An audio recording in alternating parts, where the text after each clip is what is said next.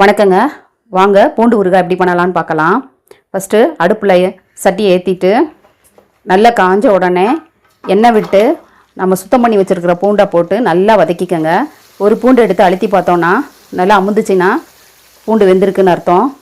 நம்ம பூண்டு தொக்கு பண்ணுறனால அதை என்ன பண்ணலான்னா மிக்சியில் பூண்டு கொஞ்சம் புளித்தண்ணி அதுக்கப்புறம் உப்பு, ஏன்னா தண்ணி அதிகமாகிரும் தொக்கு பண்ணும்போது தண்ணி விட்டோன்னா, அதுக்கு பிறகு நம்ம புளி தண்ணியை விட்டே அரைச்சிக்கலாம். இப்போ அரைச்சி தனியாக எடுத்து வச்சுக்கோங்க. பூண்டு ஊறுகாய்க்கு தேவையான பொருட்களும் எடுத்து வச்சுக்கோங்க.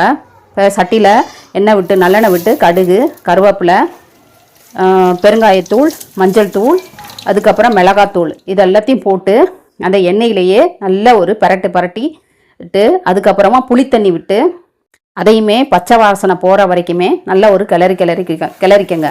நல்லா கிளறி கொடுங்க. அதுக்கப்புறமா நம்ம அரைச்சி வச்ச பூண்டு இருக்குது பார்த்தீங்களா, அதையும் போட்டுட்டு நல்லா கிளறிக்கிட்டே இருக்கும்போது லைட்டாக எண்ணெய் பிரிஞ்சு வரும்போது நம்ம வச்சுருக்கிற பொடிகள் வகையிலெல்லாம் ஒன்று ஒன்றா சேர்க்கலாம். ஃபஸ்ட்டு மல்லித்தூள், ஜீரகத்தூள் ரெண்டையும் போட்டு பரட்டிக்கிறணும். அதுக்கப்புறமா நல்லா பரட்டி கொடுத்த பிறகு லாஸ்ட்டாக கடுகு பொடி, வெந்தயப்பொடி ரெண்டையுமே போட்டு அதையுமே கிளறி எடுத்துட்டோன்னா போட்டு நல்லா கிளறி கொடுத்தோன்னா நம்மளுக்கு பூண்டு ஊறுகாய் தயாராகிரும்.